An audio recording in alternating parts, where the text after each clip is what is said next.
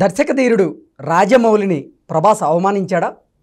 నా 21 ఏళ్ల సినీ జీవితంలో నేను చూసిన బెస్ట్ డైరెక్టర్ ప్రశాంత్ నీల్ అంటూ ప్రభాస్ కొన్ని కమెంట్స్ చేశాడు అంటూ కూడా ఇప్పుడు ఒక వార్త సోషల్ మీడియాలో చక్కర్లు కొడుతున్న నేపథ్యంలో ఈ వార్తలో అసలు వాస్తవం ఉందా లేదా అనే అంశానికి సంబంధించి మనతో మాట్లాడేందుకు ప్రముఖ సినీ క్రిటిక్ దాసరి విజ్ఞాన్ మనతో ఉన్నారు. ఆయనతో మాట్లాడదు.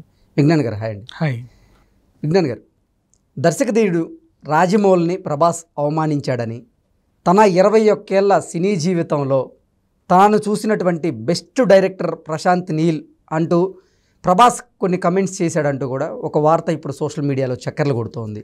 ఏంటి ఈ వార్తలో వాస్తవం ఉందా? నిజంగా ప్రభాస్ దర్శకధీరుడు రాజమౌళిని అవమానించాడా? ఆయన చూసిన ది బెస్ట్ డైరెక్టర్ ప్రశాంత్ నీలేనా అంటే ఏం చెప్తారు?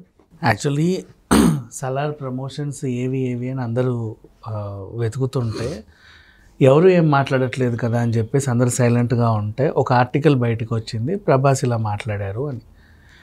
సో తను ఏమన్నాడు అంటే, ఈ వార్త చూసుకుంటే, నా 21 ఏళ్ల సినీ కెరీర్లో నేను చూసిన the best director Prashanth Neel.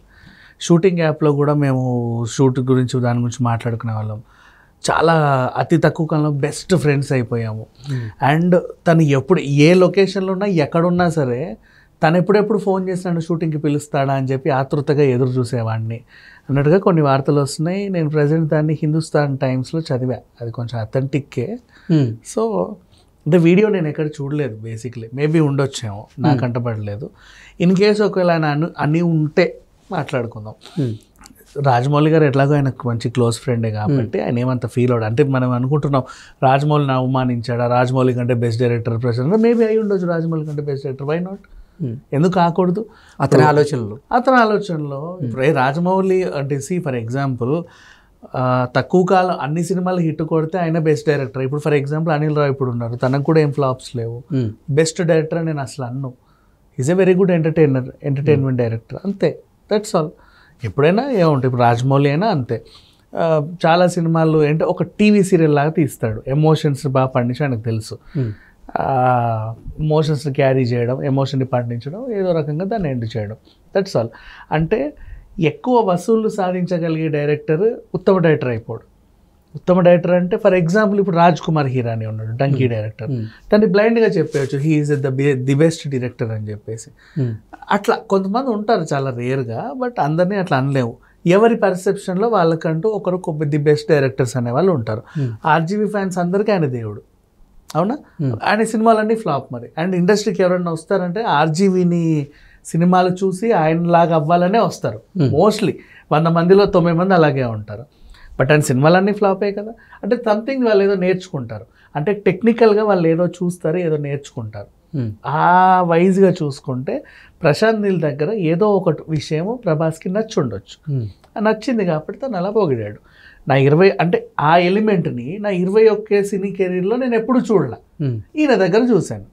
So నాకు అది బాగా నచ్చింది, దానికోసం ఆయన పరితపించాను, ఆయనతో బాగా క్లోజ్ అయిపోయాడు, ఇలా చెప్పుకుంటూ వచ్చాడు. అది జరిగింది. అండ్ నెక్స్ట్ సుధా కొంగరా ఉంది, అవునా? మన ఆవిడ ది బెస్ట్ డైరెక్టర్. ఆవిడ దాంట్లో ఒక ఎలిమెంట్ ఉంటుంది. ఎలిమెంట్ అంటే ఏమీ ఉండదు, చాలా సింపుల్, కదంతా సింపుల్గా ఉంటే ఎక్కువ మేకప్లు ఏమి వేసుకోకుండా. ఆమె మన చెమ్కీలగా అంగిలేసి సాంగ్ పాడిన ఆవిడ ఉంటుంది చూసారు, ఆవిడతో ఒక పాట పాడిస్తుంది. ట్యూన్ ఉండదు, ఏముండదు, ఆ వాయిస్ ఉండాలి అంతే. అది మళ్ళీ పెద్ద హిట్ అయిపోతూ ఉంటుంది.